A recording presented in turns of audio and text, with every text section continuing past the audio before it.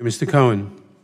Thank you, Mr. Chair. Mr. Attorney General, the Inspector General of the GSA have a rather scathing report on the GSA's decision not to address significant issues concerning the government's post office and its lease to the Trump family concerning the emoluments clause. And it was said that GSA attorneys said they did not refer the matter to OLC, but a senior attorney told the IG that the OLC, Office of Legal Counsel, knew about the old post office lease and it was up to them to do something. Are you aware of anything the Justice Department did to look into violations of emoluments clause at the Trump Hotel?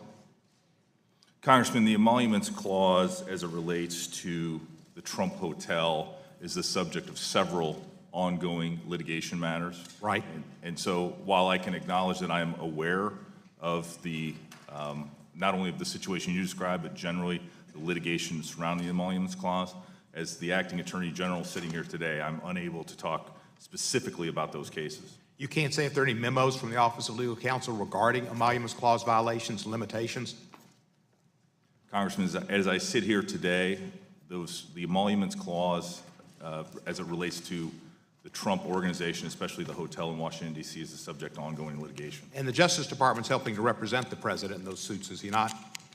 Is that appropriate when it's a violation of him making personal monies out of the Trump Hotel and being charged with violations of the emoluments clause by not reporting it to the Congress as he's supposed to by the Constitution? Shouldn't he have his personal lawyers and not Justice Department lawyers represent him for this nefarious conduct?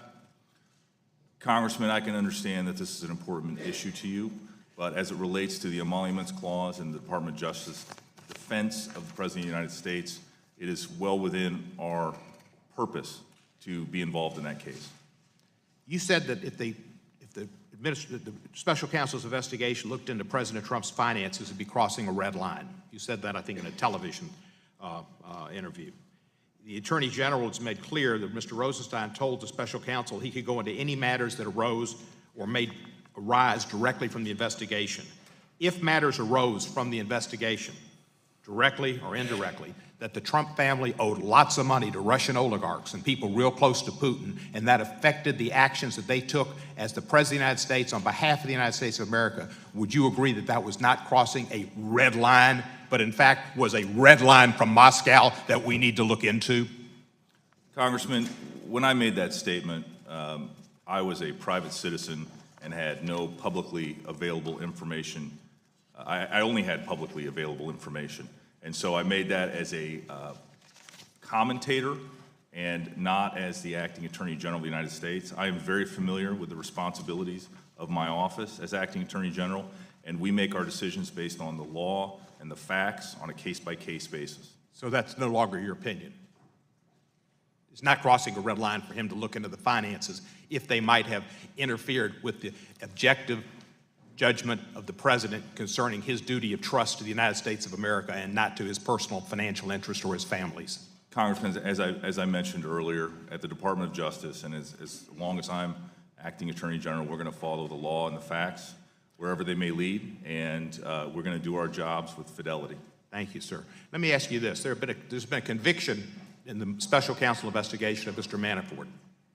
Jury trial, conviction. There have been guilty pleas from Flynn, Manafort, Gates, Papadopoulos, and Michael Cohen, and dozens of indictments, including 13 Russian nationals, 3 Russian companies, and Roger Stone. Would you say the special counsel's investigation is a witch hunt? Are you overseeing a witch hunt? Congressman, as I've mentioned previously, the special counsel's investigation is an ongoing investigation, and so I think it would be inappropriate for me to— But you wouldn't oversee a witch hunt, would you? You'd stop a witch hunt, wouldn't you? Congressman, it would be inappropriate for me to talk about an ongoing investigation. You said that you're not interfering with the special counsel's investigation. Have you denied him any funds he's requested at all? Congressman, I can tell this is an important issue for you, but it's an important issue for the American public and for the whole world. Congressman, to answer your question directly, I have not denied any funds to the special counsel's investigation. Have you denied him the opportunity to go any areas where he wanted to investigate or any matters of investigation? Congressman, as I previously testified, I have not interfered with the special counsel's investigation. I yield back the balance of my time. I thank the gentleman.